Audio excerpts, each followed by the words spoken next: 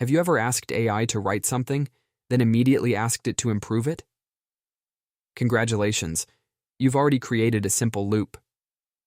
Loop engineering is the idea of designing AI workflows where the AI doesn't stop after the first answer. Instead, it keeps checking, improving, and refining its work until it reaches a better result. Think about how a trainer develops an assessment. You probably wouldn't write the first draft and publish it immediately.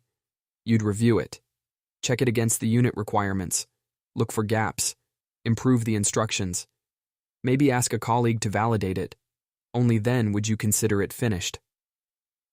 Loop engineering teaches AI to follow that same process. For example, instead of asking AI to create a learner guide, you could ask it to, first, write the guide, then check it against the training package requirements.